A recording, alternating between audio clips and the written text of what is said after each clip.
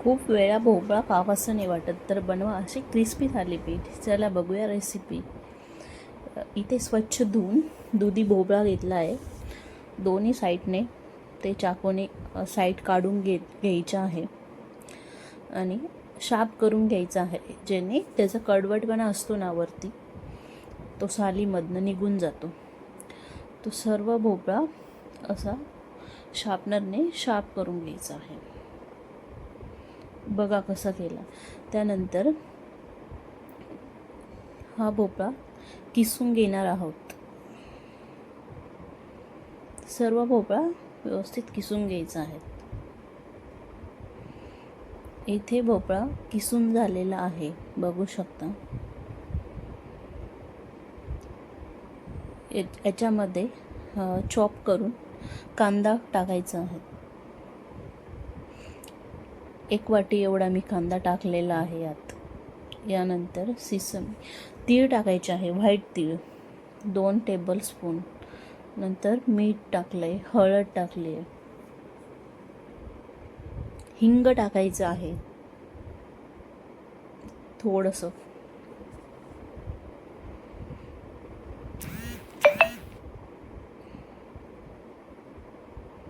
यानंतर मी थोडीशी coriander powder टाकली, यानी की धना पावडर. थोडीशी हळदी जास्त टाकली थोडीशी. इथे मी अर्धा वाटी एवढं तांदळाचं पीठ असतं ना ते टाकलं आहे, त्यांनी की थालीपीठ क्रिस्पी होतात.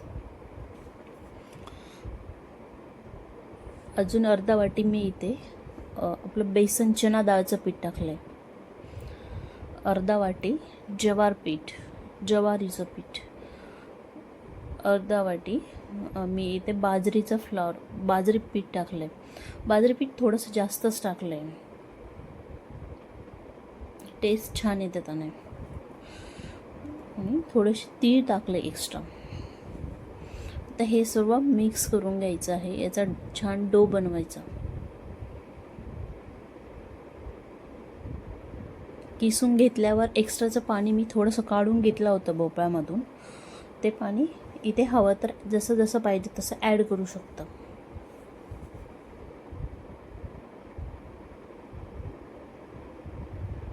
येस, बघा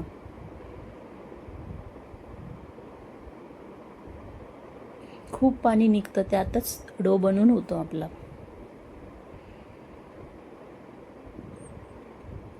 तर मी एक्स्ट्रा भोपळा थोडासा काढून घेतला आहे, 2 जणांसाठीच बनवत आहे. तर 1 बाउल एवढा भोपळ्याचा किस घेतला आहे.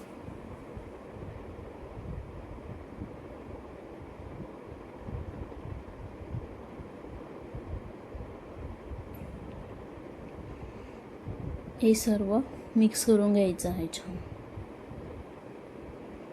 थोडासा पातळ डो बनवायचा आहे, जेणेकरून आपल्याला ते कॉटनच्या सुती कापडावर थापवायचं आहे ना, ते व्यवस्थित जमलं पाहिजे. थोडासा खूप पातळच बनवायचा आहे.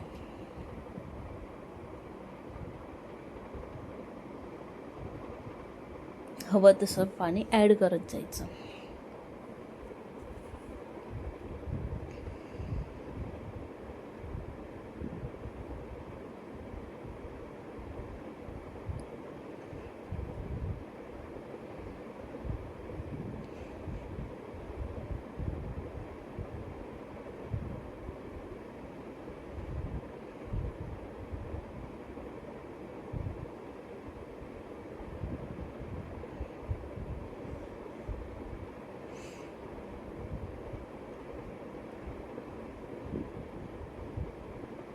खूप जणांना भोपळ्याची भाजी खावीशी नाही वाटत, त्यांनी आपण असं थालीपीठ खाऊ शकतो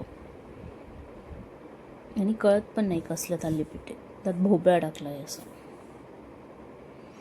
तर मी कॉटनचा एक रुमाल घेतला आहे, स्वच्छ धुतलेला. त्याला पाण्यामध्ये असं ओला करून त्यातलं पाणी काढून घ्यायचं आहे.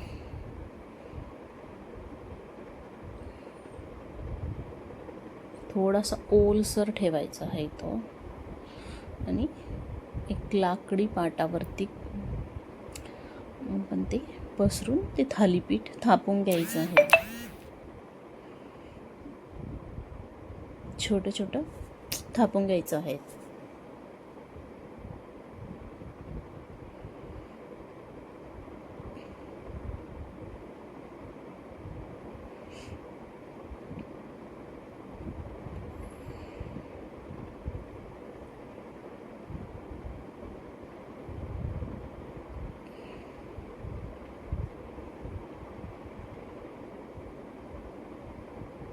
एकदम एकसारखं थापायचं आहे आपल्याला.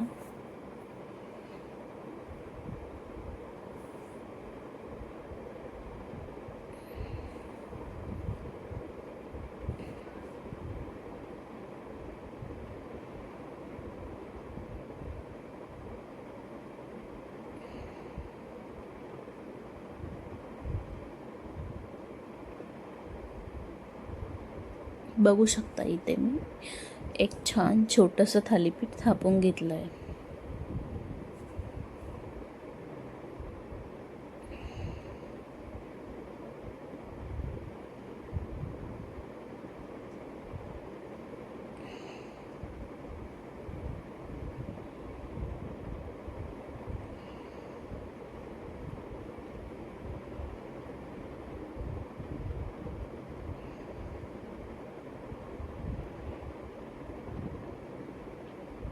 आता याच्यावरती मी पांढरे तीळ असतं ना ते सर्व बाजूनी टाकून घेणार आहे. असं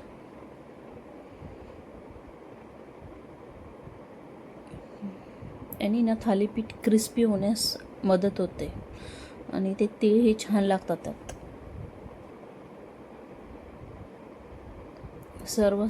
सर्व बाजूने मी टाकलेलं आहे, ते स्प्रेड केलं आहे सर्वेकडे. आता असंच इझिली आपल्याला त्याच्यात होल पाडून घ्यायचे आहे.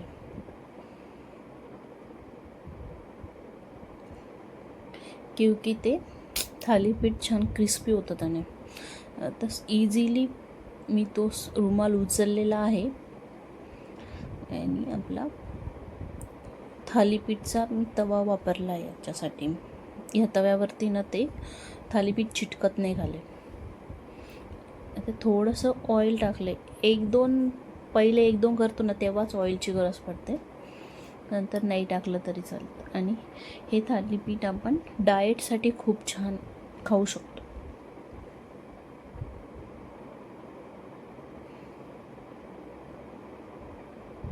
एक डाएट रेसिपीही म्हणू शकतो आपण याला. आता इझिली मी ते स्कार्फ उचलून ना त्याच्यावरती ठेवत आहे. थोडंसं इझिली तो स्कार्फ काढून घ्यायचा आहे रुमाल. बघू शकता खूप छान झालं आहे. आता असंच मी गॅसवरती फ्राय करून घ्यायचं.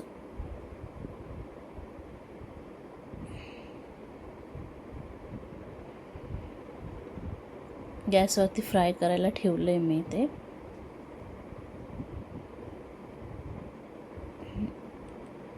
आपला स्पॅच्युलाने ना इझिली ते साईड काढून घ्यायच्या, ज्याने की ते चिकटत नाही.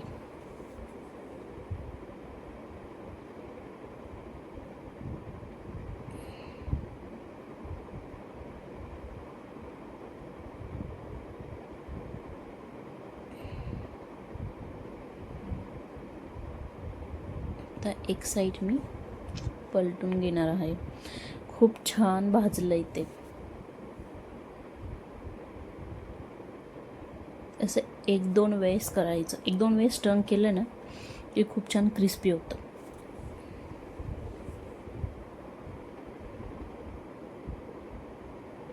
थोडंसं डॉट टाकते ऑइलचं. प्रत्येक होलमध्ये एक एक डॉट टाकायचं.